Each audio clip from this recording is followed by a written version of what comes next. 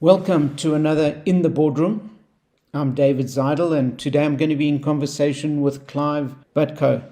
Clive is the former COO of Accenture South Africa.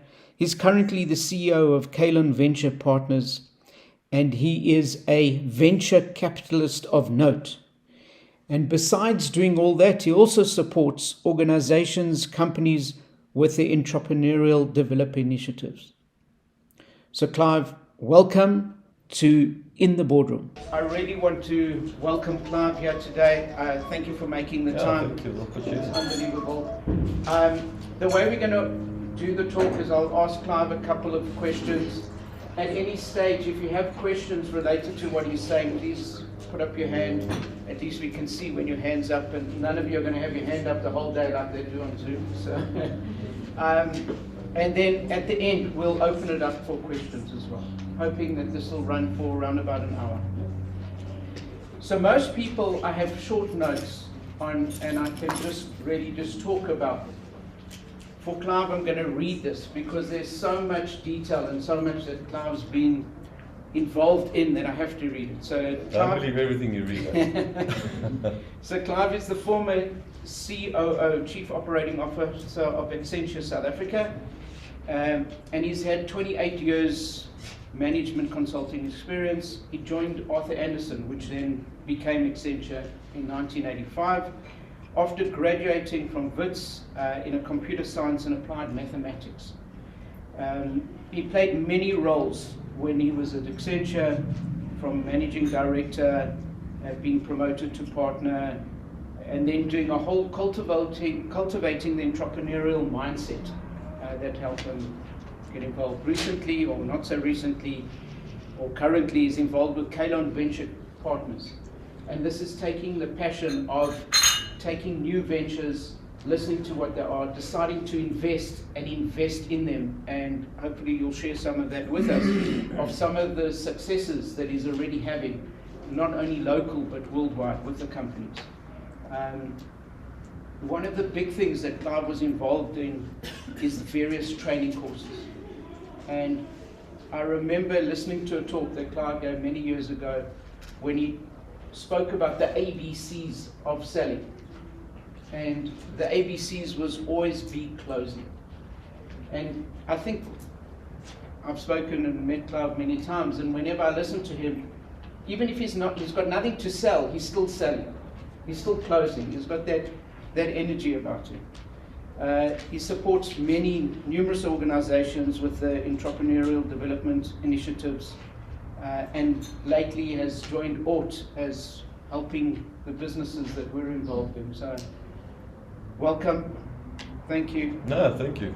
Thanks for that lovely introduction. And I just want to go back a little bit and start with your background of just from, were you entrepreneurial from a schooling point of view? Where did this flair from entrepreneurship come up, and to build up into joining Accenture? A little bit about that, and then more around when you look at businesses, what do you look at, and how do you assess whether a business is good or bad?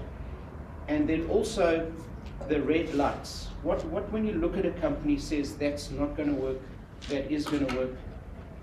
What's the secret sauce? Okay, thanks. I mean, that's about 5 questions. So I'll probably get through number 1, and I'll ask you for 2, 3, 4, and 5 again. I don't remember them. But yeah, my entrepreneur flair started when I was a little boy. I came from a very humble family, really had no money. And I had to go and start working if I wanted to make, get a few cents and make a living. And I think it was either 7 or 8 when I started working in a clothes shop. So I started working in a men's clothes shop. My brother actually worked there, and I just followed in his footsteps. And they gave me a job on a Saturday morning. I remember they paid me 8 rand a Saturday morning. It was quite a bit of money then, but this is going back a long, long way. And I earned my $8. And my problem is I'm not sure I actually earned the $8 because I wasn't actually doing anything. And then one day I went to one of the top salesmen in the shop, and I just said, look here, you have to do me a favor. What's your secret sauce? You're selling, you're the top salesman every single week.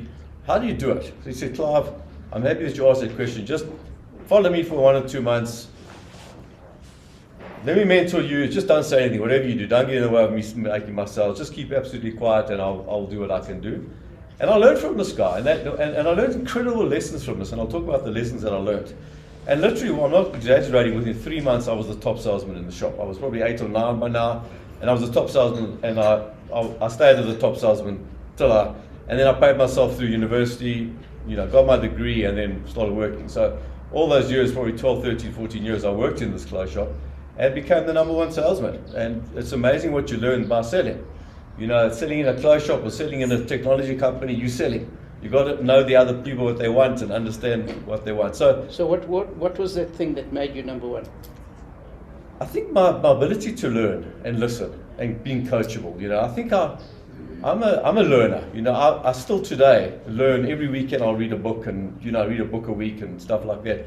So I was a learner, and I knew right then I had to learn. If I wanted to be successful, I had to learn. I don't know how I had the wisdom and the insights at such a young age to know that I have to learn. And I kept on learning from this guy, and I kept on asking, and I kept on finding people that were better than me in everything that I did. And because of that, I just kept on learning. They kept on teaching, I kept on learning. There's a good Chinese proverb that says, if the student appears, the teacher, if the student is ready, the teacher will appear. And that's exactly right. And that's how I've done everything in my career, from when I started Accenture and everything else.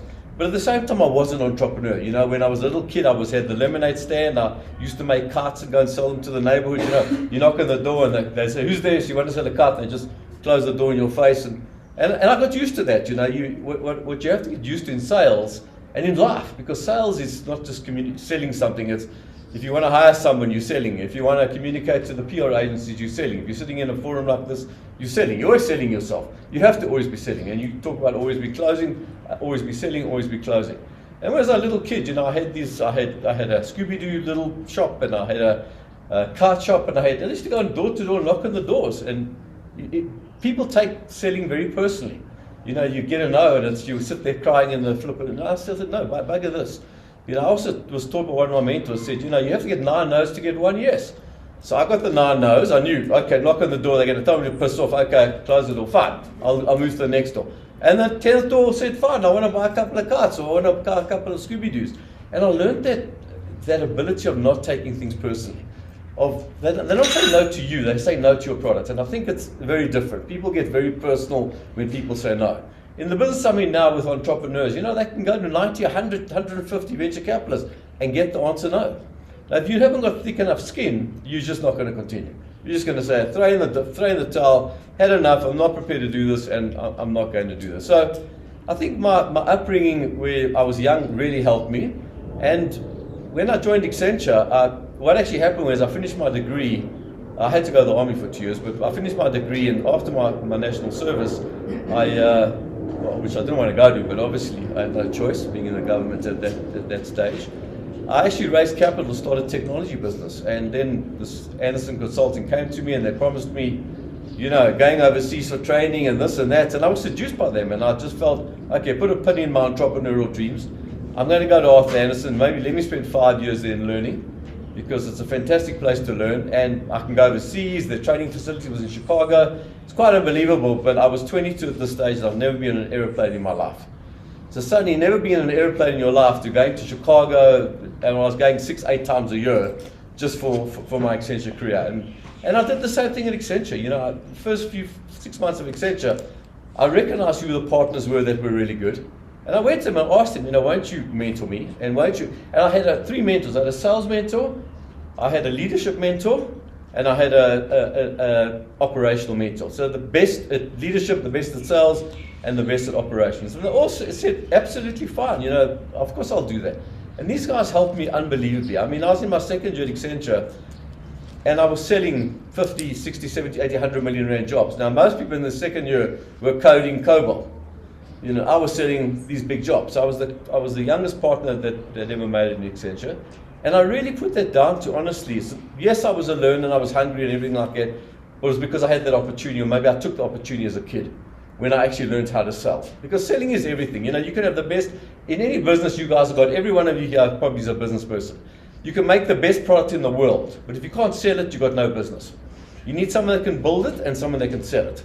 Yes, you can have the best engineer in a technology company, you can have the best products, you can have the best everything, but if you can't close it and you can't sell it, you don't have a business. It's simple. You don't have a business. So that's why I say selling is the most important skills that I look for in an entrepreneur. So let me go to your second part of your question. I don't know if there's any comments or questions on that. Now I'll go to the second part of the question. Okay, so let me go to the second part of the question. So then I left Accenture. I retired. I was too young to retire, and I sat there. I remember Tasha's one day, and I said, "Shit, what am I going to do? I've had enough of this Accenture. I don't want to do this anymore. I've done it for 28 years. They wanted me to go overseas and take my family there and go and run a part of the business there." And I said, "Yeah, absolutely not. I don't want a boss anymore. In all honesty, I've had so many bosses. So all that does is you get the next level of promotion. You just get one less boss. But you get people, you just get bosses. And I'm not a person who likes bosses. I want to do my own thing. I'm the best when I do my own thing. And that's why I sat for 15 minutes at Tasha's and said, I actually want to start a venture capital company. I want to start investing. Everything I've done at Accenture was building businesses. I built businesses in Silicon Valley. I actually exited a business in Silicon Valley. Most people don't know that. But when I was in the 90s, I exited a business at Accenture and did very well off that. And then after 28 years, I decided, I don't want a boss anymore. I actually want to go and be the boss, and I want to go do my own thing. And I was headhunted to go and join a company called GrowVest. It was a venture capital company. And then in 2016, I said, it's enough of that. I've learned the venture capital stuff. Let me start my own business. And we started another company, but it's now called Kalon Venture Partners. We've got Laurent and Sean down there. Laurent's the CEO, and Sean is one of our analysts who are part of the company. We raised, we've raised R250 million. We actually want to go and raise $100 million. We just got a commitment, not a commitment of $5 to $7 million the other day, and now we're going out to raise the $50 to $100 million. And why we want to do that is because we believe we can change the world. South Africa and Africa needs capital. They need capital. One of the biggest problems that you've got is we've got mentors, you can see around this table, but we don't have capital. What we want to do is have capital that we can actually invest in these companies. So what does Kalon Venture Partners do? We've got 10 companies. Some of them are just doing, I'm not saying all of them, but some of them are doing incredibly well. Has anyone here used Ozo as an example to make a payment online? Yeah. So if you use Ozo, all Ozo does is, there's 48 million people in the country, 7 million have credit cards, 40 million have bank accounts. So Ozo doesn't need a credit card to make a payment. You're just going to take a lot, you want to buy something and take a lot, you go into Ozo, it does a direct transfer, direct debit from your bank account to the merchant. We've got thousands and thousands of merchants. They do I think 4 billion rand per month on average. So 4 billion rand of transactions go through the company, and I think we do something like 11 million transactions per month. Just get your mind around that. When we invested, it was a 15 million rand company. It's now getting on 10 times that to should hit 150 million. Please, some of the stuff is confidential that I'm talking about, but should hit 150 million rand in transactions. And that's payments is taking over Africa. It's unbelievable. We've just raised. When we came in at a valuation, I won't talk about the actual numbers because I shouldn't do that, but we just raised $48 million for this company. $20 million came from Tencent. Other $28 million came from some of the top VCs in the world. And we raised it at about a 7 times multiple of what we came in. So we came in at 15 million, or we came in at 30 million. That 30 million is now worth 210 million, just in terms of just for one company. And then we've got, I don't want to go into the details, we've got a number of other companies that are raising $10 million, $15 million, and at 5-10 times multiples of what we actually came in at. I won't talk about the dogs, because we've got a couple of dogs as well, but we don't talk about, always be selling, you can't sell dogs. But we're trying to work on the dogs to make them better. We actually had one business, I'll be honest with you, that was hit by COVID, was doing 2 million a month, which was a nice business, wasn't profitable yet. Hit by COVID, went from 2 million to 0. I mean, literally in 1 month, last March 2 years ago, went to 0. We had two choices. We could either triage the business, say, bugger this, just close the business down. And the board decided, myself and the rest of the board decided, bugger this, we're going to turn this business around. We just hit 2.5 million rand a month and making a million rand a month profit off this business. So it just shows you if you put your mind to something, we really got stuck in, we helped the CEO, he didn't have some of the connections, some of the skills, and we've turned this business completely around to a very highly profitable and the highest revenue ever. So it can be done, and that's what we do as a venture capital company. So we've got 10 investments, R250 million, we've still got quite a lot of capital to deploy. Where do we deploy our capital? Because I'm sure all of you are lighting up and saying, Clive's the ATM and he'll give me lots of money. But unfortunately, I'm not. You know, when we see businesses, Laron and I see businesses, I think when we started, we were investing in 1 in 100 that we saw. Maybe at 1 in 50 or 1 in 20 now, because we're a lot more discerning about which businesses we actually see. Remember, we only invest in tech businesses, so very detailed tech, software technology, the Ubers of the world, the Ozas of the world. We've got businesses like Flow Living, which is a property tech company, which advertises, advertises for the agents, for Seats of the world and those other sort of agents, about how you get your property onto social media, and the conversion rate to either buy a property or lease a property has gone up significantly. So I think we've got about 400 clients on our books in Oza. In Flow. So it's again a business doing incredibly well. We're on a capital raise now. Sorry, question? No, sorry, I don't want to interrupt, but No, it's fine. I'm curious to know if you could choose businesses based on a certain methodology that you have, or is it gut feel? What makes you choose one business over another besides obvious profit potential? Even that could be gut. Yeah, I think that's a good question. I mean, so to be honest with you, I mean, if I had 5 things, I'll give you my 5 T's of what we invest in. I've got a little methodology called the 5 T's. But if I'm actually a bit subtle about this, we invest in team, and team. That's what we invest in. But actually what we invest in is, first is the team. So the team is not, you know, there's a lot of people think they've got a team. You know, they've got one person and a part-time engineer building the tech. That's not a team. We don't invest in a team. A team is something that's got the domain expertise. So in fintech, they understand financial technology. They've done it before. They've got someone on the team that's actually built a business before. They've got, you know, they understand commercial. They can sell. They can do a lot of things. So we look at the team, number one. I think where we failed on the one company we failed on, the team was wrong. And I knew the team was wrong. In fact, I told the entrepreneur that she had to be replaced by someone else. Not to get rid of her, put her in another role. I personally just didn't do anything because until it was too late. I did it when it was too late, and the business is worth nothing now. Fortunately, I only put $1.5 million in the business. It's not a big deal compared to how much we've actually made. But so team is number one. Number two is a very disruptive technology. So what we're looking for is a 10x feature in technology. What are the 10x business? Your business is 10 times better than anything else that's in the marketplace, or you've got a feature in your technology that is 10 times better than something else in the marketplace. I mean, sometimes you just compete on, honestly, you just compete on cost, and you compete on client satisfaction. I was watching the CEO of Zoom last night, and we all know how big a business this guy's, he's an immigrant to the US, he's built his business on cost and customer service. That's how he's built a multi-billion-dollar business. It's not because he told me, didn't tell me. On the interview, he said there's 62 competitors to Zoom out there in the marketplace. And I would have thought 3, and he said everyone thinks 3 or 5, but he's 62. And that's what he's had to beat to get in there. But he says he does the freemium, like most of us probably use his freemium model, and we pay for it when, if it's a one-to-one, is freemium. When it's one-to-many, then once you get over 40 minutes, it's actually not free anymore. Do anyone know why it's 40 minutes is free? Do you all know Zoom 40 minutes, you got free, and then it cuts you off? Yeah. Do you know why 40 minutes? So the CEO of Zoom was the CEO of WebEx. Now WebEx was one of the biggest teleconferencing facilities in the world. We at Accenture used WebEx. So they really led the way in WebEx. And he left WebEx, so he said there must be a faster, cheaper, better way of actually doing this. And what they measured at WebEx was the average time that most businesses spend on a call was 45 minutes. So 90% of the calls that were out there were 45 minutes. That's why I made it 40 minutes free. Because people are not finished their meetings and then they go to the paid version.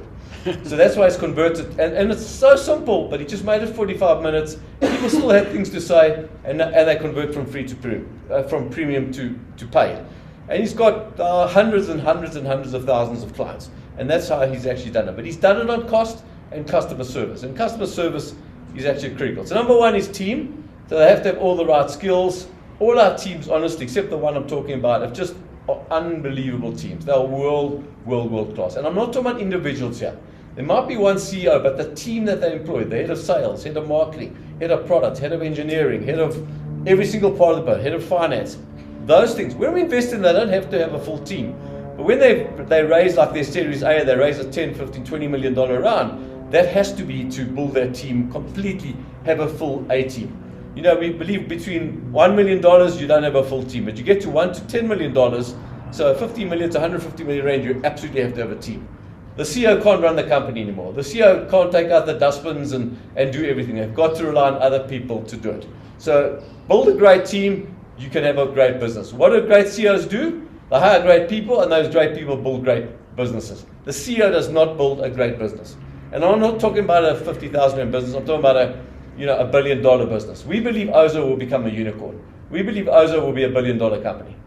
And just based on the investors we've got and how we're growing so fast, and we're looking for M&A right now, we're speaking to some really interesting companies, and obviously it's confidential, but we're speaking to some very interesting companies in the payment space that'll make it a potentially $1 billion company.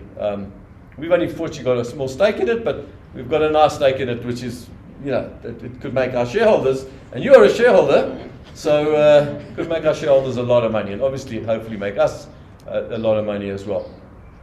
So that's number 2 is technology. Number 3 is target addressable market. We don't want to invest in a product that's got 3 customers. Or in their whole target market, they've got 3 customers. We want millions and millions of customers. So in South Africa, initially, we built it where we birthed it. So we want to have, build it up to a nice sized business. Ozo's built to a 150 million business, basically of South Africa, but now we're going to go into Africa and hopefully get into with a lot of our companies. What did you call it? Target? Addressable market, Addressable the TAM, market. the target addressable market. There's a lot of things like the sample addressable market, target addressable market, but we want to make sure it's big in South Africa, big in Africa, and big globally, because we want to take all these businesses to a global level. Some go to Africa and some go globally. Most of our business we actually take globally, and they really are global. So Flow, as an example, the PropTech company's got clients in Australia, America, parts of Europe. So we've already gone global with a lot of parts of the business. And the raise now is to actually not only build the South African business, but is to build all these businesses all over the world. Because it's expensive to build a business in euro and pounds and dollars. So what we do is experiments. We don't just throw lots of money at building and hiring 10 people in Holland. We don't do that. We experiment with one person or one partner and see if it works. If it does work, then we throw more fuel on the gas, or for more gas on the fuel. We just ignite it. We put the foot on the accelerator. We say, we know we've got a business in Australia.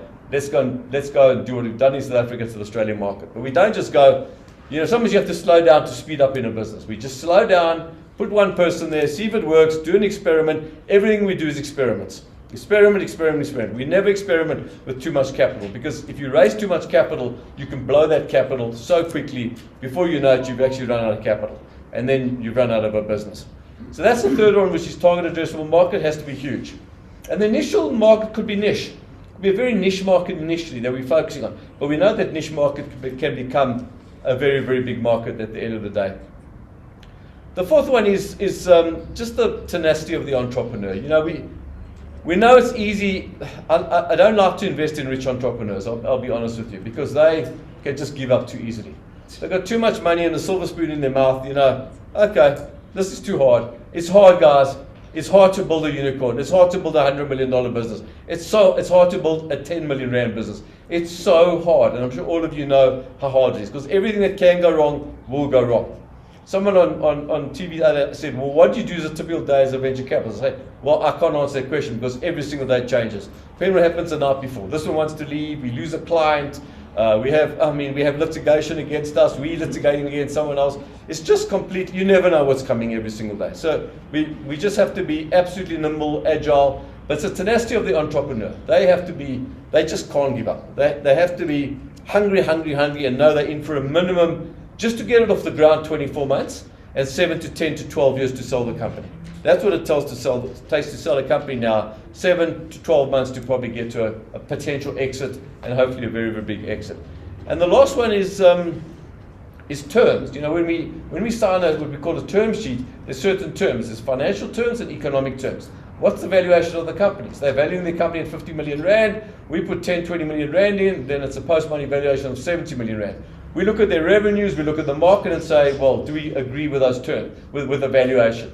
So that's the economics. Then the terms are, we want to take control over certain things. We can't just let them go and raise money from their father and their mother and say they've raised a round of capital, where we want what we call a sophisticated investor to invest in the next round of capital. So one of the biggest reasons businesses fail, and I'll say this as a venture capitalist, is they get the wrong parties to work with it. The venture capitalists or whoever the investor is stops them from doing the right things because they're not in line or their visions are not aligned, etc., etc. So those are the 5 things we look for in businesses. But I'll quickly go to the 5 things we look for in entrepreneurs. So then the team we look for, number 1 is they've got to have charisma. Someone in the team's got to have charisma. Because if you just got, I'm not saying we only invest in extroverts, we don't. Because absolutely not. A lot of our teams that we invest in are introverts. But we want someone that's got charisma, that can sell. You know, that's got unbelievable charisma and chutzpah to go out there and do whatever everyone else says, no, it'll never work. I don't believe there's no in my dictionary. Or I can't. It's I can, it's how can I. So if I hear I can't, I tell you I'm turned off immediately. That's not for me. It's how can I. Because it's the same as I treated my children. It was never I can't, it's how can I. And if they take that attitude in life, it's how can I opposed to can't, you change the whole world. You can. It's finding a way to do it. I'm not saying it's easy, but there's a way to do everything. It's I can and how can I opposed to I can't. So that's what I look for is that charisma in an entrepreneur. The second thing is communication skills. They've got to be able to communicate with their people. They've got to communicate with me as an investor. They've got to communicate with the press. They've got to communicate with customers. It's absolutely essential you can communicate correctly. You can communicate your value proposition. You can communicate why they should buy your services or your product opposed to anyone else's products and services. And so few people have got that skill of true communication. They can really sift down in 60 seconds, why should I sell Kalon, or why should you all sell your businesses? In 60 seconds, you've got to distill what you can do in 60 seconds. If you can only do it in 5 to 10 minutes, you've lost them completely. If someone comes to me with a 5 to 10 minute pitch and just talks to me, I'm just in minute 2. I'm sure I'm ADD, but that's besides the point. I get lost. I just haven't got time. You send me an email of 3 pages, I'll read the first 2 lines and then I'll just say, Laurent, just check it out and make sure this is okay. I can't do it. I can't do the 3 pages. I can't. One of my board members just sent 3 pages and I told him, if you're going to send me 3 pages, I'm not going to look at it. Send me 1 or 2 lines. He sends me, I think we should do that. But I'm also thinking we maybe should do that. But I'm also thinking, and he writes what he thinks, opposed to just says, what do you want from this email? So if you send me if anyone wants to get money from, I'm just warning you now, if you send me 3 pages, I'm going to send it to my CEO, I don't even look at it. I just can't, I can't do that. I'm a very high level visionary guy. I can execute, I can do it, but I haven't got the time for long communication. I want short, quick, concise communication. If I'm interested, yes, then you can go and do the longer communication. That's fine. You'll present me with your deck, but then you still got to be focused on what you're saying all the time. If you show me a picture or 1 slide, you've got to have 1 message per slide. 1 message per slide. 1 message per slide. Okay, why are you showing me that slide? For 15 reasons. I'm not interested. I've lost. I'm on my cell phone. I'm WhatsApping whoever. I'm doing something else. My mind's somewhere else. I'm not interested.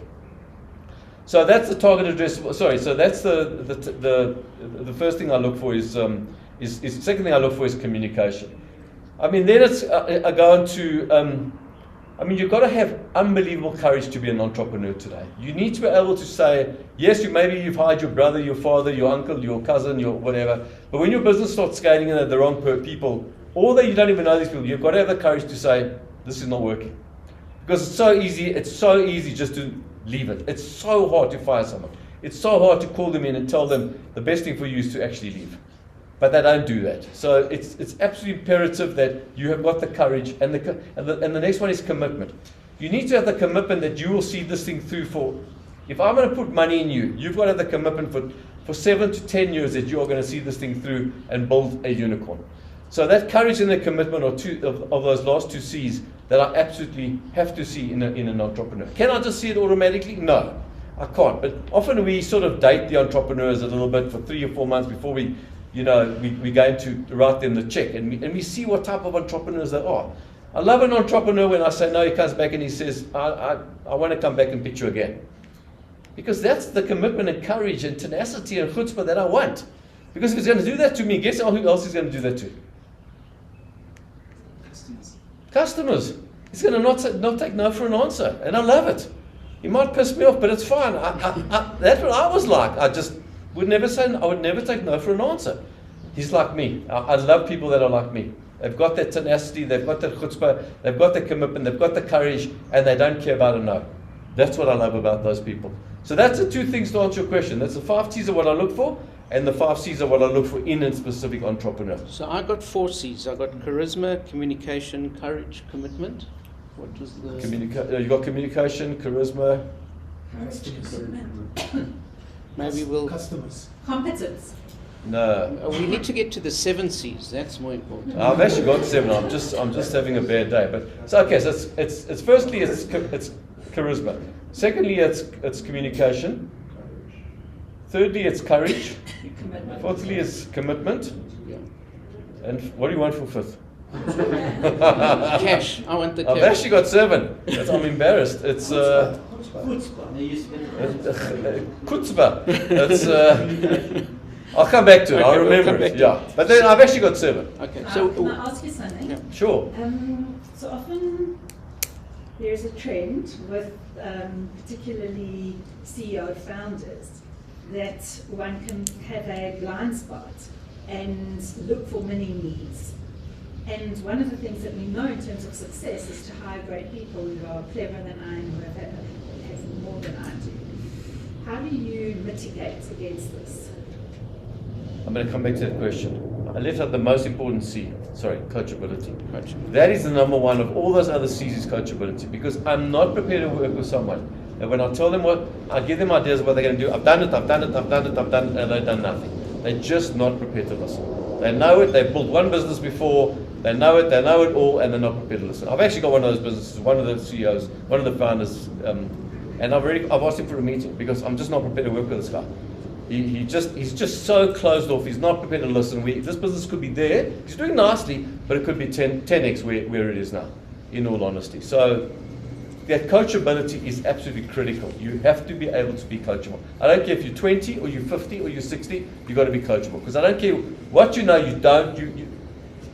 In this entrepreneurship game, you never ever arrive, ever. It's a destination. It's not a destination, it's a journey. You never, ever arrive in this game. So if you think you've built one company and now I've got it. Why do you even ask me? Do you think I haven't been here before? It's not my first rodeo. I tell you, I will, really, that's where I will just disinvest from the company. Because I've done this thing, I've built probably 100 companies, been involved in 100 companies. I know nothing, and I know that. If you look at the continuum of my knowledge, it's probably there where I want to be there, with all my reading. Theirs is not even on the dial yet, in all honesty. And I've done it once, I can do it, I know everything. There is nothing worse to hear, I know everything. I know it. I just say, good luck, thank you very much. And I've made this investment in this one individual, but he's got a co-founder who's completely different, and that's why we're comfortable with this. But if I don't care who the people, I don't care how good his idea is, I don't care anything. If they're not going to take advice from myself and my team and anyone else, and they're not prepared to listen, I'm not prepared to give them money. It's actually simple. So that's the 5. That's the main 5. I'll come back to the other 2. Just to go back to your Can I question. re-articulate my question in Absolutely. a way that I think will be more succinct and have more impact? How do you mitigate against a potential blind spot for hiring a mini me? Well, I think number 1 is you need to have mentors. I would say your mentors here. I would say even if your mentors have a mentor. I've got lots of mentors. I've got them mostly in Silicon Valley where I have a problem with something and I'm not sure what to do.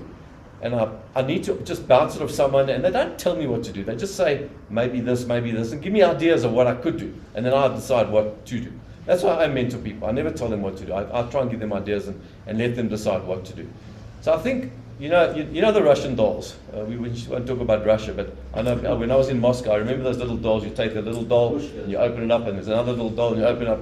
That's one of the biggest problems you have with entrepreneurs all over the world. They hire little me's. They hire the little Russian dolls. And why? Because they're insecure. They're insecure because they don't want to hire someone better than them because they're worried they're going to take over their job. Now, if you're insecure, you're not going to be an entrepreneur. Well, you're going to have a trouble wherever you are. You're going to be. You have to get rid of those insecurities. You have to say, I'm the CEO, I set the vision, I will hire the best team in the planet. The best team on the planet. And if you don't hire the best team on the planet, you will not build a great business because they will not build a great business. You need the best marketing person, that's 7 or 8 people that report into you for a big business. Marketing, sales, product development, finance, engineering, whatever, a few other people that report into you. They've got to be the best in the world. They've got to be much better than you. So when I say better than you probably, there's 2 types of skills that you look at people, when I look at people. There's the generalist, which is the horizontal skills. So they know a little bit, and then vertically they go down very, very, very narrow. A little bit about marketing, a little about sales, product development, engineering, finance, PR. They know a little bit about everything. That's a superb person to have a very early stage of your company, because they can do everything. Okay, take out the dustbin as well, but that's very important. So they're more horizontal type people. This is at a very early stage when you're second, third, fourth person. You're not building that A team. You're building the A team, but you're not building the deep marketing person. That's what I call the vertical. So it's a T. You got the horizontal skills and you got the vertical skills. Now the vertical skills is when you get to say 10 or million rand, you need to have the best marketing. That's a vertical skill. They're not generalists anymore. Now they're the best in marketing, the best in product development, the best in finance, the best in sales, the best in sales ops, the best business development reps, the best, whatever roles you're hiring, and I can carry on and on and on. You need the best to build the A team. But right at the beginning, you don't want the best at marketing. You'd rather have someone that knows enough about marketing to get you off the ground, but they also know product development, they also know finance. Does it make sense, this T-type? So this T-type person is critical. So when you get to about the 5, 6, 7, 8, 9 people, you want to start hiring that vertical person, that specialist. They are just going to do marketing. How do you decide who's the best? Experience. You know, I think I help most of my companies. I've hired thousands and thousands of people and made hundreds and hundreds of mistakes. I'll be honest with you. When I was at Accenture, when I just made partner, I was probably getting 9 out of 10 wrong because I fired them. When I left, I was probably getting 9 out of 10 right. So I was still firing 1. But it's experience, you know. You just have to know what questions to ask. Also, they choreograph it. They choreograph it. So just from an interview, they choreograph it. So, and that's easy to play you in an interview. But I always say 3-3-3, you know. You've got to have, for every role, you've got to have at least three profiles. 3 people have got to interview them, and in 3 different environments. So invite them for dinner with their wife or their husband, whichever this, or boyfriend, girlfriend, it doesn't really matter. But get to know them in that environment, because that's critical. You've got to test. You say, if I was on this person on the plane next to me in Durban, could I handle this person on the plane next to me in Durban?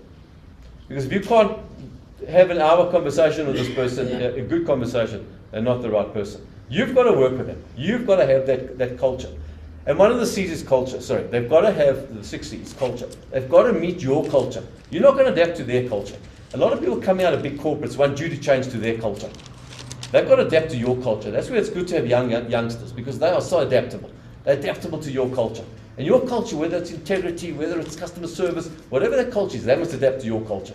You can't adapt to theirs. And you take them out of IBM or you take them out of Standard Bank, they're going to want their culture, which is the culture of 9 to 5. I'll do it when you need it. That's not what you're looking for in an entrepreneur. For me, an entrepreneur has to be on call 140 hours a week. And let me explain to you what I mean by that. They might only do 40 hours of work or 60 hours of work. They might only work for 40 hours, but in their head, when they're in the shower, in the bath, when they're in the car, it doesn't matter where they are. When they're out at supper, they're thinking about their business. For 140, they never stop thinking about their business. They're thinking about their business all the time. They might only be doing work for 40 hours. That's fine. But they never ever stop thinking about their business. It's their life. It takes over their life. And that's how you build a good business. So I'll come to you now. So going back to your question, you've got to have the confidence to do that. I would say do the 3-3-3, 3 places. Why do I do the 3rd place? Because often you find people in your environment, you ask them questions, they're in your boardroom, they're very well prepared. Take them out for a lunch at Tasha's and see how they treat the waiter. See how they treat other people, and you might just see a very different side of them. How do they talk? I think just last thing, when you talk about the strength of a team, so for me, competitive advantage for individuals, teams, and organizations is learning, flexibility, and adaptability. But it's around holding functional role lightly and collectively holding the business. How do you build that collective capacity of holding a functional role lightly and all being in for business? Culture. You've got to hire for culture. Don't hire for skill. Too many people hire for skill. Hire for culture, train for skill. Because you can hire for skill very easily. You can look at the CV and say, wow, but there's someone you're going to lock in a room and with this little opening and throw the food into there. You can't have that. They won't work. If you can't work with them, that your customer's not going to work with them. So no one's going to want to work with them. But if you hire for culture, you can train for skill. But too many of us hire for skill, we don't hire for culture. For me, it's hire for culture, train for skill. All the time. You can train people, they can learn. You need people that see themselves as permanent beta, work in process, that they know they're going to learn and learn and learn. If you've got those type of people, they will become the best marketing person, the best product person. I don't hire necessarily the best marketing person that's absolutely on top of their game, because it's a cultural issue. I'd rather hire someone that I know is going to, I can see that they're hungry. They've got that culture and that attitude and they want to win. And they will win. They will win. But don't hire for skill. Hire for, does that make sense to everyone? Hiring for culture, not hiring for skill. It's not easy to find that thing, but that's what I'd propose. Sorry, there's a question there? Yes, sir. Oh, just speak up, please. Okay. I just wanted to ask, you spoke a lot obviously about team and whatnot. Have you had many instances where you obviously invested in a startup and they found down the line that they actually had to pivot from what they initially planned to do, but you saw success because of the skill and the quality of the team? Is that something you come across? All the time. often? You know, I'll be honest with you. This company that one of the companies we invested in the team. The idea, it was okay. It wasn't great, but the idea never worked. It never worked. I experimented on this thing for about a year. It never worked. Fortunately, we still believe in them. We pumped more money into them. Now they're growing 20-30% month on month. Now they've got a big business. They pivoted to what they know and their expertise and their domain expertise. And it's amazing when you hire entrepreneurs that have been there before and they know what they're doing and they're coachable. You know, these guys they're world class. They're absolutely world class, and they will pivot. And the business they're doing now and what we thought they were doing, there's no comparison between what we invested in to what they're actually doing today. And they're not the only one. They're not the only one. A lot of these businesses pivot. So don't worry about a pivot. There's nothing wrong with pivoting. But just make sure you put enough energy into what you first tried. But often what you first try is not going to be what you're going to build your business on is often not going to be your first idea. But that's okay. Nothing wrong with that. So But just fast pace. Stick to it. Just stick to it. But also don't be stubborn. There's going to be times that you have to say, this is not working. Because I've also seen there's a balance between stubborn and being, a conviction. There's some point in time you have to say, okay, this is not working. But not too early. I don't know the answer for that, but there's somewhere on that continuum you've got to balance those two things. Sorry, there's this question? Yeah. Clive, so here, what I wanted to check back on time, what I found is that sometimes it's a bit difficult, I guess, to... Just speak up as well, please, man. Sorry, I stopped deaf. My voice. Sometimes it's a bit difficult, I guess, understanding when you're looking at an idea, to say, do I buy into this idea because in a global context it looks like something that is useful that could be exponential, or do I buy into it because when I look at the local context, it seems like something useful. So when you make the decisions, especially around tech, how do you make that balance? Because if you look at Facebook, all of these things, sometimes you find that whoever created that innovation, maybe for the local context, it was also exponential, but at a global level, it was something that was really, really great. So how do you make that balance? Can you repeat? Just repeat. I couldn't hear didn't it, I get must that say. question, unfortunately. Let's want to come forward, maybe just chat for 1 second. Sorry, I couldn't hear the question. Clear now? Just come back forward. No. Okay. So I was asking a question around 10. I was saying, when you look at most innovations, you find that the entrepreneur is excited about an idea which maybe has an impact at a global level, but not direct impact in their local context. So there's no real way of immediately testing it with local clients. Sometimes you find that you have a local client to test with, but it's got no global exposure, or at least a way of growing globally. How do you make that balance when you make it? Okay, great, thanks. I think first of all, we don't invest in ideas. We invest in businesses. So we invest in what we call growth capital. So let's look at the lifetime of the business. You get an idea, you build a product, you get initial customers. Okay, simple. Sounds simple. We invest at this point now, after you get those initial customers. So you're doing $500,000, $1 million a month. You've got repeatable customers. The customers love you. Your net promoter score is very high. At that point, we'll put growth capital in, because what we're doing there is you've found product market fit. If I look at 3 stages of a business, there's product market fit. Very first thing you have to find.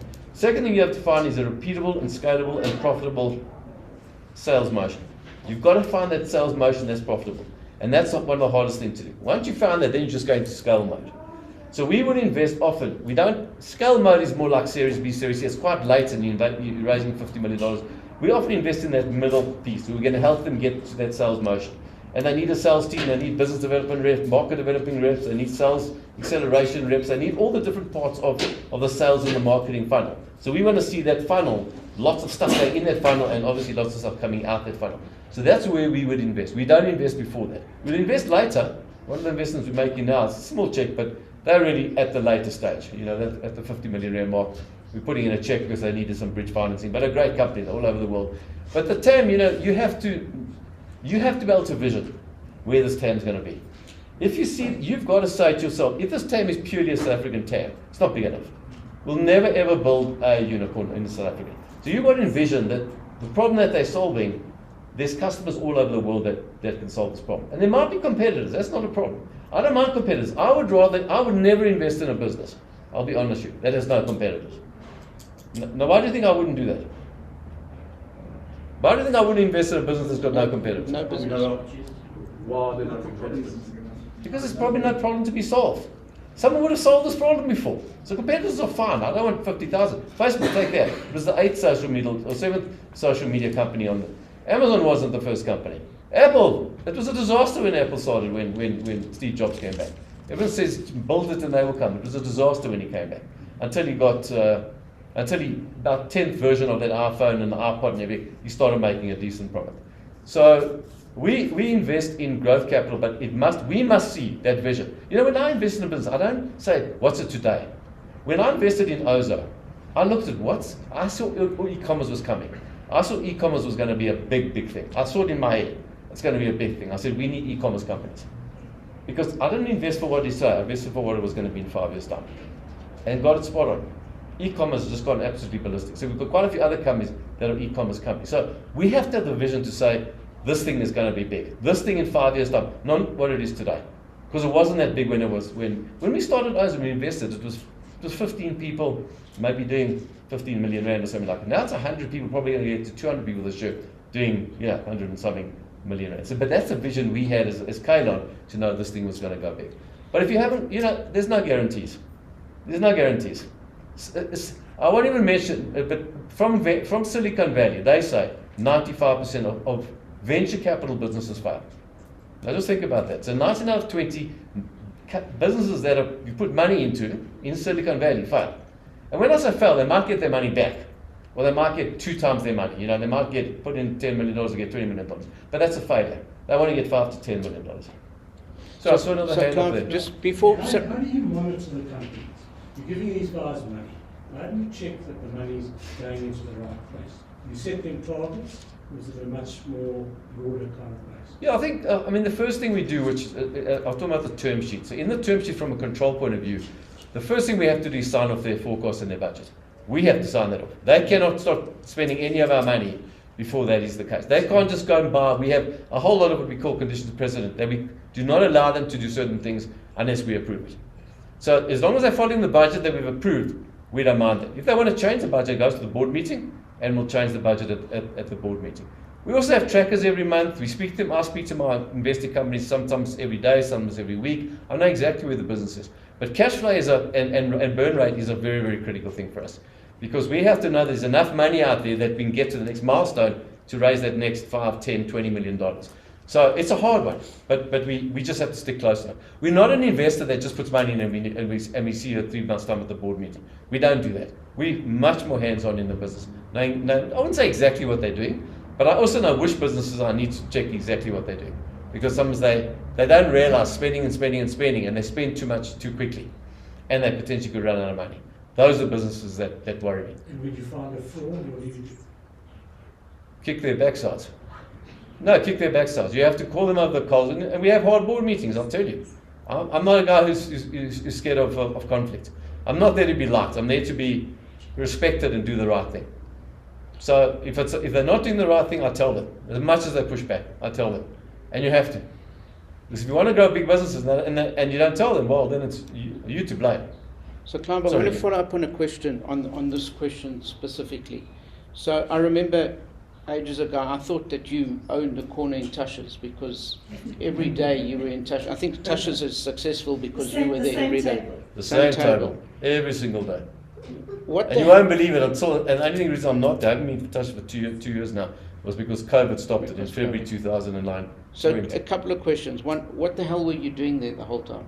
So, what do you do sitting at Tasha's? How did you build your business by sitting in a coffee shop, number one? Number two, when you look at the businesses you own and others, you spoke about the term sheet. What are the the matrix or the metrics that you look at do you have some certain calculations that you're looking at, some numbers that this is a go, this is a no-go? What are those rules of thumb that you look at? I think firstly at Tasha's, I mean, you know, if I think back to, I actually miss Tasha's because I didn't just sit at Tasha's by myself. I sat there meeting entrepreneurs. Ron and I had a meeting there every Tuesday. I think we had an hour meeting. It was face to face in a nice environment. Better than I could sit, I could watch, I could see how they treated them. I could see so many different things sitting at Tasha's. I did it for a reason. Okay, the food's pretty good as well, so that's not nothing wrong with it. But I met so many entrepreneurs, I met investors, I met whoever we met at Tasha's. And sitting at Tasha's, so many times someone would come and say, Clive, I want to introduce you to this person. And it was a contact that actually led to more money, a good deal, whatever it might be. Connections are gold in all of your environments. It's connections, connections, connections. You have to network, network, network. If you want to grow a business, you've got to network. I had to network, and I was networking all the time when I was at Tasha's. So, and as I say, and it was good food. So let me answer the second part of your question. What metrics? Every business, depends what type of business it is. Business to consumer is one type of metrics. Business to enterprise is another type of metrics. Business to enterprise, which is in a software as a service space, which we have a lot of businesses, measuring what we call the sales efficiency ratio. What does that mean? How much money did I put into marketing and how many rands did I get out? So I want to know, I put 10 million rand into marketing, but I got 20 million rand out. If I see 10 million rand into marketing and I got 50,000 rand out, it's a huge red flag. I'm not interested. I want to make sure that they're efficient in terms of deployment of capital, that it's capital efficient. I look at so many, their runway, their growth rates. I want to see their growth rates. I want to see, probably churn rates are probably the most important thing to me, because if a business is churning, just think about this. Let me just run this past you. I saw a business the other day, which it's a business to enterprise business, okay, and it's churning. Everyone know what churn is? Losing customers. This business was churning at 5% per month. And the guy said to me, yeah, our churn rate's brilliant, it's only 5% per month. So I said to the guy, well, let's do the math here. So you're telling me if you've got 100 customers, at the end of the year, how many customers will still be there? Well, the question is what's the take on rate on the other side, and it's a differential between. It's not even that question. Not even that question. It's how many customers that you've got now have you got? Not, I'm talking about this customer, this cohort. This cohort. Forget new customers. This cohort. How many of this cohort of that customers are you losing? If you're losing 5% per month, if you compound that, you're probably losing not 60, but 70% per month. So you have 30 of 100 clients left. You have spent how much money in obtaining in acquiring that customer? Probably thousands of rand in acquiring that customer. Cost of customer acquisition. Very, very key thing we look at. Cost of customer acquisition and what's the lifetime value. And I said to them, I want to see 5% per year, not 5% per month. 5% a month, your business is dead. Because what you're spending doing, trying to fill that funnel, is you're spending time on new customers. So yes, you might get back to that 100 customers, but you have spent a bucket load of cash. What you've done is lost all these customers. Now, let me tell you what most big businesses, and what we do in all of our businesses. Where's the easiest place to sell new products to and make more money? Current customers. So there's something called a key KPI we look. It's called the net dollar retention. Now, I'm talking in dollars because this is where I learned these skills. Net dollar retention. So from your current customers, if they give you 100 million rand, just your current customers should give you 120, 140, 150 million rand. That means a net dollar retention of 120%, 140% to 150%. The lowest net dollar retention we would invest in is probably about 80%. So you're losing 20% of your clients, but you are filling up the pipeline, and you've lost clients that we don't really care about. They're small clients. But we can't just count you can't just count on net dollars. You've got to look at the number of clients or churning. So, and then the rand amount of that churn. We like to see 100 to 120 to 140. So that means if we're seeing 120 in 5 years' time, just maintaining that customers, your business will double. If you're doing 100 million, you'll be 200 million without doing anything. Just looking after your customers. I believe the CEO needs to go and visit every single customer. And all I tell my CEOs is get on a jet. Now you can get on a jet. Just get on a jet and go and see those customers. Because the statistics say if you get on a jet and see your customers, you might lose 5% of your customers. If you don't get on a jet and see these customers, you 30-40% of customers will churn. Because your competitors are walking their corridors. Or competitors are showing them all this stuff. You will lose those customers. So customer success to me, when we hire people, we hire customer success people before we hire salespeople. So it means I've got a few customers, look after them. Make them obsessed with you. Make them, they'll give you that reference, and that's what you do is number one is customer success before even sales. Because your first sales are going to be done by your CEO. not by a salesperson. They haven't got that passion. You've built that thing. So the first 10, 20 customers are done by the CEO. Then you build a sales team, and then you build the customer support and the marketing team and all the other teams. And what do you do to make them passionate about you? How do you make that customer loyal to you? Make that product 10x times better than anything else. Make them successful. So if their KPIs are measured, they're going to get a promotion. Make them successful.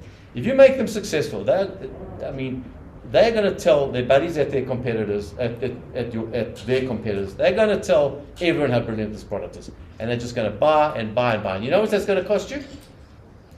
Zero. Your cost of acquisition goes viral. It's completely viral. It's going to cost you zero, not 1 cent. So you just obsess over those customers, make them successful, and I guarantee you. I mean, if I look at some of our companies, we haven't sold. The cost of acquisition is zero. So instead of spending money on marketing and sales and everything like that, we're not spending 1 cent, just because the viral loop people, viral coefficient, people just talk about you, and the more and more customers. That's when you know you've got obsessed clients. And your net promoter score, if you're not using a net promoter score, you should be sitting at 8, 9, or 10. Most, and that should give you about a 59, 69 net promoter score. I'm not going to go into details on net promoter score. Say again? What's a net promoter score? It's where your customers recommend you to others. Would your customer recommend your service or not? That's basically. So what you basically do is you get, it's one question you send your customers, 1 to 10. Would you recommend us to your customers? 9 and 10 you don't count because they say absolutely. 8 is neutral, 1 to 7 is negative. So you have to be, to get to 70 or 80%, you've got to be most of them are 9s and 10s. Most companies in South Africa, I'd say, are sitting at 20, 30. It's atrocious, the net promoter score. If I look at Zoom, watching Blossom, he had a net promoter score of 79. Wow. 79. He got most of his customers not spending 1 cent. Not a cent. Sorry, there was someone else with a question before you. Can I come back to you? Sorry. This gentleman, I think it is. Hello. You're talking about you coming at the growth, when the business already running, putting for growth, etc. What happens, probably like most of us, pre-growth? We either had a business that had to change with COVID, you've got a good idea, or you have a new idea that shows potential. How does one kick it off with an investment into that business with small numbers, but there's potentially, because often I've heard people go, oh, you're just throwing numbers up, or your numbers are too big. Realistically, you know in your heart that they are there. So you have this great idea, you want to throw it out there, you need to get investment in. We're not at a growth phase because it's new, it's starting, it's very slow. You put the numbers that you believe that through your research you can see they're going to work, but you're not at the phase that you come into a business at. What happens prior to? I mean, if you look at the fundraising continuum, families and fools.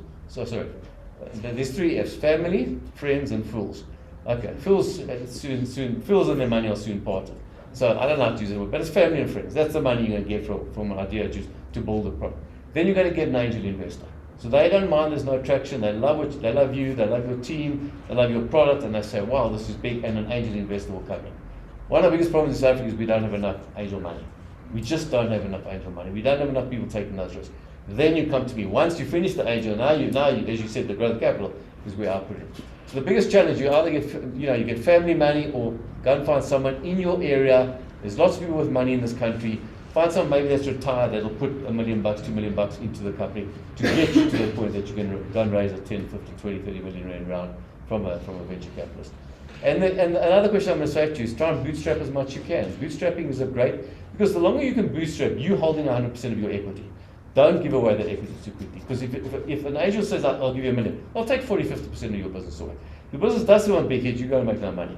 Because you're going to be diluted to 2% of that business. It doesn't help you. So you've got to watch it. Bootstrap, my advice to anyone is the best funding you can find is customer funding.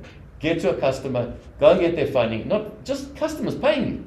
Say to them, look, this is the idea I've got, and I've done this. This is the idea I've got. It'll solve this, this, and this, and this problem. Wow, I think this is amazing.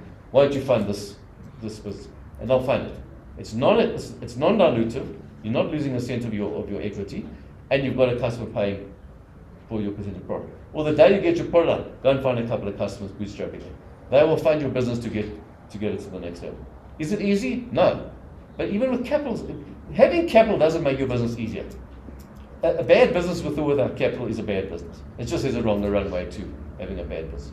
But I would say, guys, if there's one thing to say, is bootstrapping. Everyone wants, capital. Capital is going to make me successful. Capital doesn't make you successful. A bad business without capital is a shitty business, in all honesty. And ideas, it comes back to communication and your charisma. You've got to sell it. If you want to raise capital, go and find some rich person and sell it to them. Let them see that vision. Wow, this thing's going to be huge. That's it. They talk about the elevator pitch, which is a 20, 30-second pitch. And you can pitch in 30 seconds, going up an elevator with someone. You can pitch them your business, they'll say, wow, I like it, give me your business card. So you've got to make the thing so succinct what you're doing and what problem is it solving. Not your problem. Because often what I find from entrepreneurs, I've got this problem. Who cares about your problem? No one cares about your problem. It's how many people's problems are you solving. So just the last point about this, get out there and speak to customers. 30, 40, 50, 100. Speak to exactly people, what you're going to do, does it solve your problem? Half of them will say no, it's not. If half of them say yes, you're onto something. And then you say, okay, would you pay for it? And they say yes. I say, well, how much would you pay for it? They say 100,000 rand. You know you've got something. Don't build something and they will come. It doesn't work that way. Go and speak to the customers, get that validation that what you're doing is right. Get the validation they will pay for what you're doing. I tell you, your road to success is so neat. It hasn't got all these potholes and grenades and all these things in front of it. Sorry, thanks. Sorry, there's a question here. What should be the role of the South African VCs in helping to turn the economy around? A huge role. Because we are the innovators, we are helping innovation, and helping innovation is job creation. So if I look now, Laurent, how many people do we hire now? There's hundreds and hundreds and hundreds in our businesses. I mean, Carscan's got 50, Oza's got 100. Mark's up to I think 30 or 40. So we've probably created 200-300 jobs just in the 400 jobs in the 3 years we've been. I'm talking generally the VCs of the South African ones, venture capitalists, not necessarily your company. So we invest in those companies who have created these jobs. So without our capital, there would be 4 people. Now they are 100 people using our capital. I don't know if that's answering your question. No, I'm talking about, for example, my understanding is that there is an organization of venture capitalists. So I'm saying, what should be the role of South African venture capitalists in helping to turn the South African economy around? Unfortunately, it's the same answer. It's just it's investing in the best innovation, providing capital, and creating jobs, lots of jobs.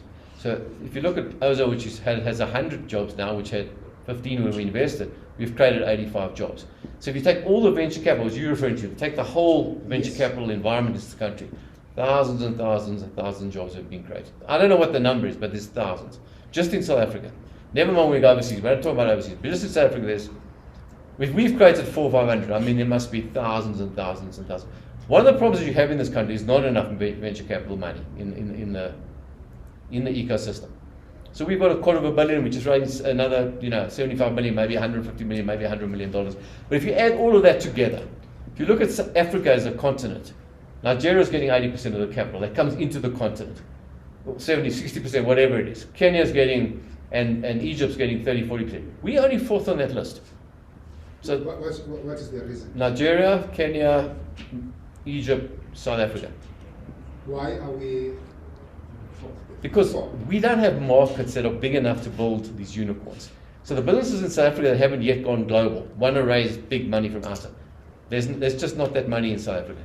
But in Nigeria, where you've got a population of 200 million people and you've already got 10 million people, customers, there's $200 million. There's a new unicorn, which is $1 billion company that's being minted in Africa every month. And most of those are coming from Nigeria. They've got 200 million people. Egypt as well. It's got a very, very, a much bigger population, a much bigger GDP, let me all say, that they can do that. South Africa's on the map, make no mistake, we're there. But there's not enough. When you want a South African company that, like Ozo now, wants to raise $48 million. There was no VC, no venture capital company in this country, bar Naspers, that could actually put that sort of money. It doesn't exist in this country. So we have a real a lack of venture capital funding. And that's what we're trying to change by raising this $100 million fund, that we can really start investing in at a much later stage and make these into the next discovery or the next whatever it is. Sorry, there's a question. Just a quick question. Thank you for allowing me to speak again. Do you think South African tech companies should be looking more at the SADC region as a market, as opposed to just focusing on growing and developing within the South African market? But it's a great question. Let me be honest with you. I think one of the things, the most important things for me, if you said, what's the most important criteria once you invest in the business, is focus. Yeah. Focus, focus, focus. Focus on the product, focus on obsessing over your clients, focus on making the best customer experience. Just focus on that. Don't try and solve every problem that's out there. Don't try and solve for 30 problems. Solve for one problem. Solve for one client who has that problem. Solve for one market, one geography. South Africa. Solve for South Africa. Look at Uber. They solved for San Francisco. Never mind a country, just a city. They solved for that. Then they went to more cities, 3 or 4 cities. Then they started going bigger and bigger. Then they went to countries, and they went to 10 countries, etc. Okay, they still don't make money, which is besides the point. But the point I'm making there is you have to, you just got to solve for those problems that are out there and focus on South Africa. I always say build your business where you birth it. So if you birth it in South Africa, build it in South Africa. We've got connections, we've got a big enough economy. This is a nice place to build a business. It's great. It has all the problems. We can build a nice 200, 300 million rand business. Will we build a 3 billion rand business? No. It's not a big enough market. Then we should go into SADC. But only once. But what we must remember about SADC, everyone thinks Africa is one country. All Americans, no, let's go to Africa. No. Africa is not one country. Nigeria and Ghana and Kenya and Uganda, they're completely different countries. Their regulatory environment is different. Everything is different. So you go to Botswana, you have to understand the regulatory environment. For a payments company, there's a different regulatory environment. So we've done market research now on all the countries we're going into Africa now on OZA. And we've made sure to get through the regulatory hurdles, get whatever we needed. Now we can actually hit those markets. But you can't just do that. You can't just go there. Most countries have regulatory issues. And you need to spend money and get around those regulatory issues. But we know that now. You know, the first time we did this, or I did this many years ago, I thought, oh, this is great, let me just go to Kenya. And all I knew, before I knew, I closed the business down because we didn't do the experiments to see there was actually, we were solving a problem in the Kenyan market. They didn't do it that way. If you look at Safaricom, you know Safaricom? It's the biggest mobile payments in Africa. It's part of, I'm talking about M-Pesa. M-Pesa is the biggest mobile wallet in South Africa. In Africa, it's got tens of millions. They brought it to South Africa 5 years ago. It was a disaster. Why? Because people had bank accounts here. Why did it work in Kenya and all those markets? They never had a bank account. They had no way of paying. They had to put the cash under their mattress. Now they could put the cash in a wallet, and the wallet paid for something. It changed the whole way of payments in the country. Came to South Africa, everyone had money. Everyone had a bank account here. There's 41 million bank accounts. No one needed a mobile wallet. It's come back now with Momo money and everything like that. Now it's all taking off, and everyone's mad about a mobile wallet, and you just do this, and you take money out the ATM, etc., etc. That's why I invested in a cybersecurity company, because I also knew with the market getting so big in e-commerce, cybersecurity is going to go like this.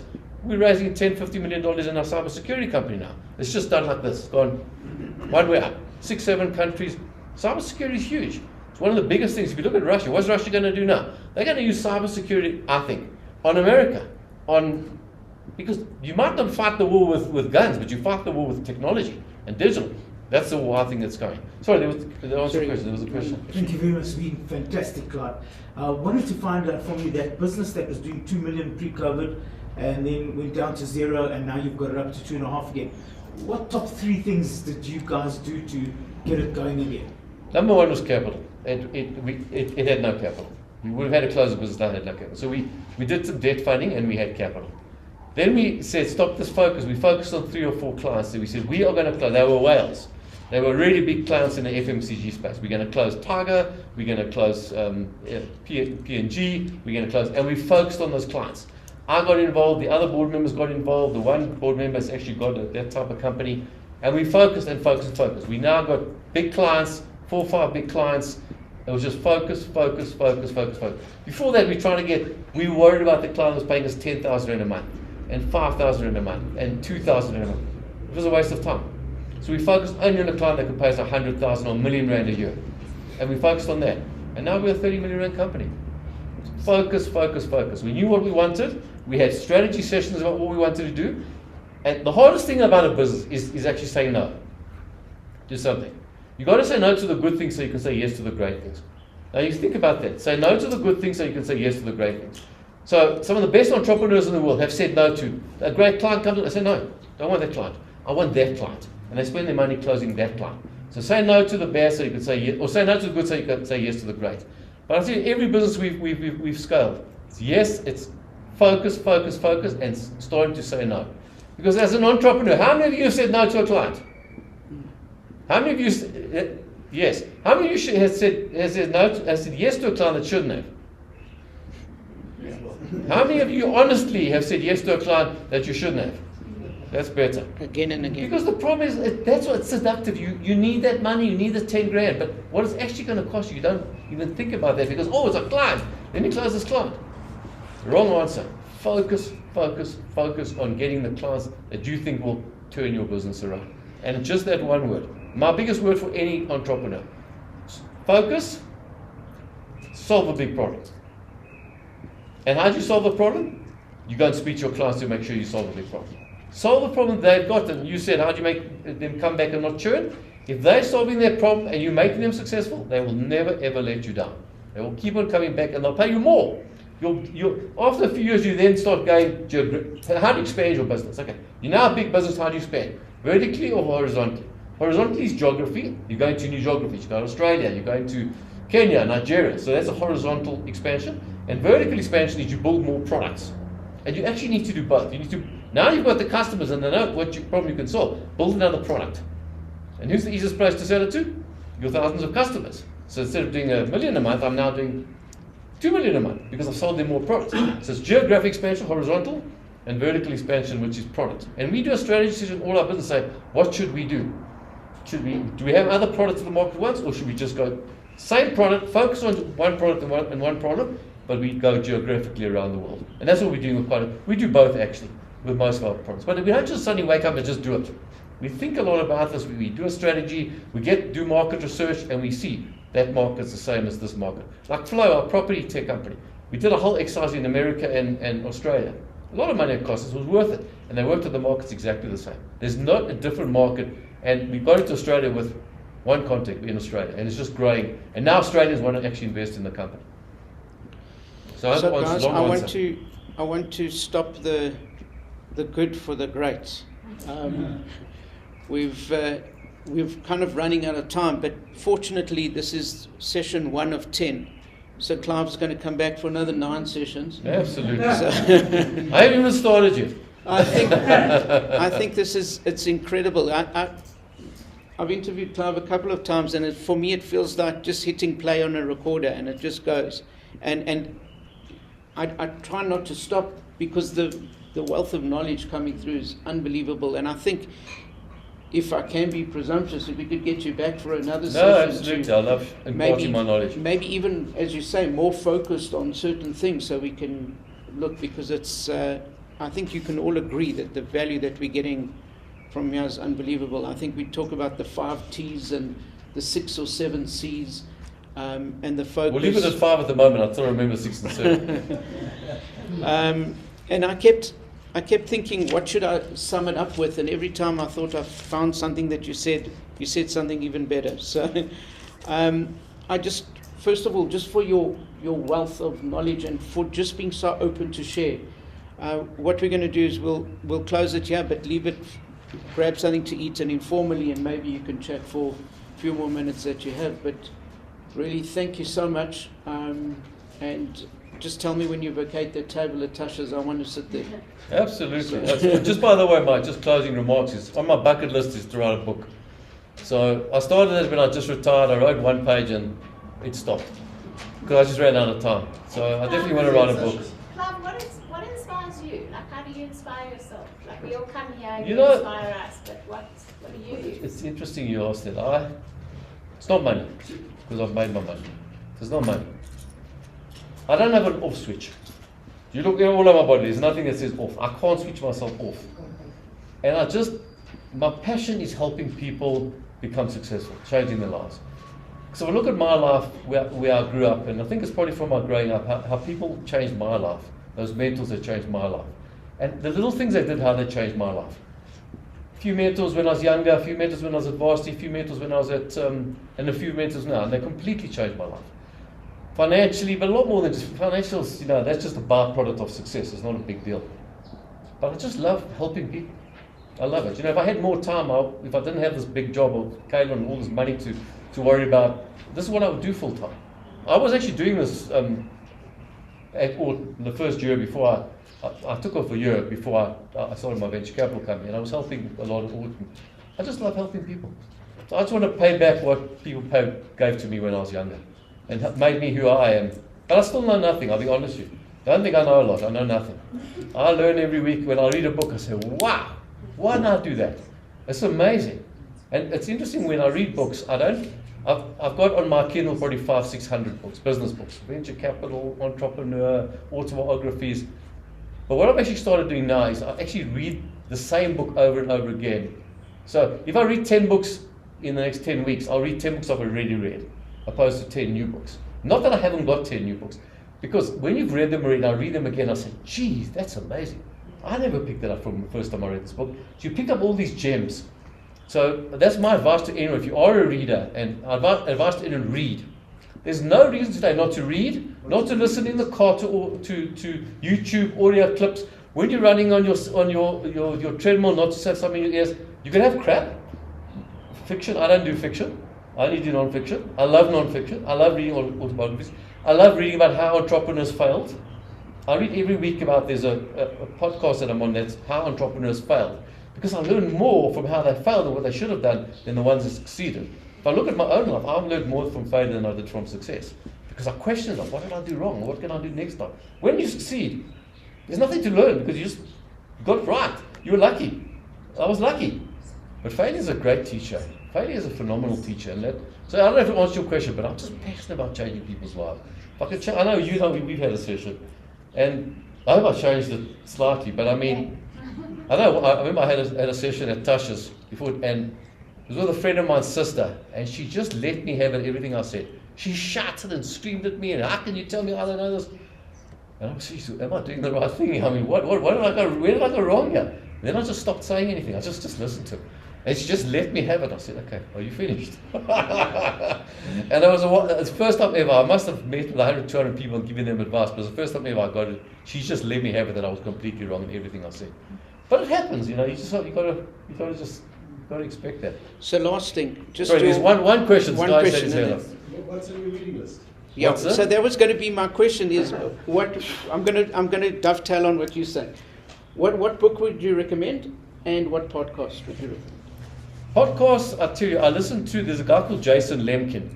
He's built a lot of companies. Have you ever used that signing EchoSign where you sign digitally? Or I can't remember the other name. He built that business, and he runs a podcast. Got about hundreds of podcasts, and I listen to him all the time. I listen to podcasts from the top venture capitalists around the world. I listen to podcasts from the top entrepreneurs around the world. The book I've just read again now is How to Be Better Than Your Venture Capitalist. It's a book written by a guy called Jay. He's a partner at Sequoia Capital, which is probably the most successful venture capitalist in the world. Probably one of the best entrepreneurial books I've read, which talks a lot about leadership and how you handle a really tough situation and you get yourself. It's called The Hard Things About Hard Things. It's written by a guy called Ben Horowitz. Now, Ben Horowitz is a partner at Andreessen Horowitz, which is again one of the top 3 venture capital companies in the world. What I can do is, one of the old guys will just send me a note. I'll write down the top 10 that I read about 10 books at a time. You know, I sort of just, wow, that was amazing. Let me go back to this book and I'll just read. But I do literally have hundreds and hundreds of books that I've read, hundreds.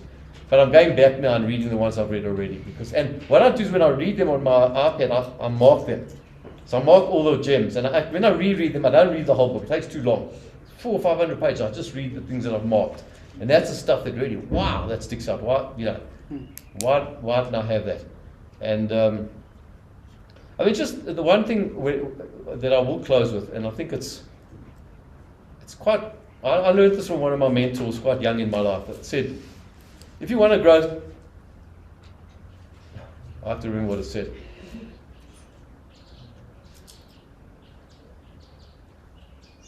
If you want to grow a tree, plant seeds.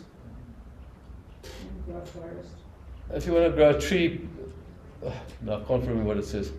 Well, anyway, if you want to grow a seed, plant seeds. If you want to grow a tree, water them, whatever. But if you want to grow people, mentor them. And I mean, that's to me is, for all of you as mentors, which is a big thank you to all of you who do partake of your knowledge and give back to all the people that need it. I mean, we know there's just a lot more people need help than probably they realize it, but also there's a lot more people that need help than are actually available.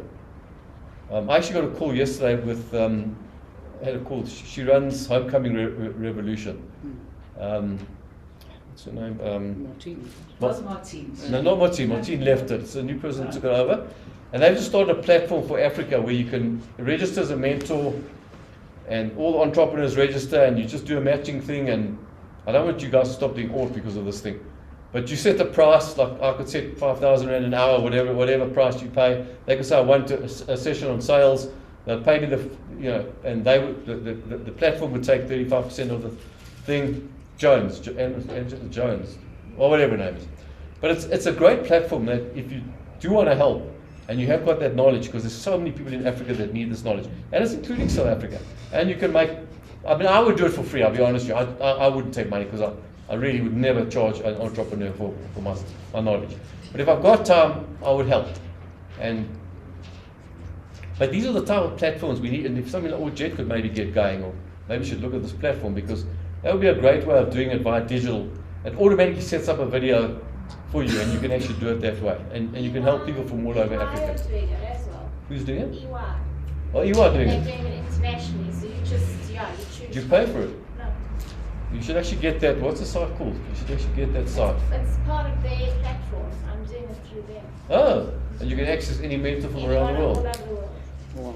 You should send that to us, because I'll tell you, I would love to personally get involved in that platform. But that's the things people are doing. People want to help. Because let me tell you now, the big corporates are going to fire people. They're just going to fire. They've got shareholders, they've got results, they've got share prices, they're always looking after that. And as it gets tougher and tougher, they're going to fire people. And you've seen it all over the place. They're not hiring, they're firing.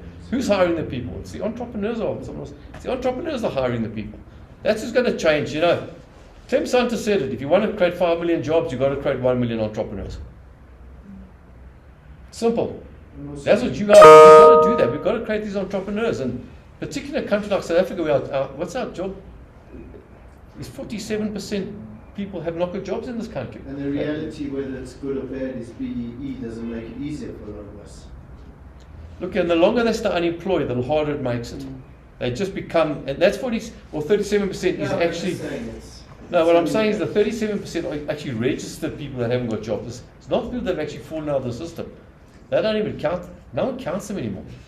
So the number of unemployed people is just, it breaks my heart in all this. Clive, you said you don't have an off switch, so I unfortunately am going to activate this off switch.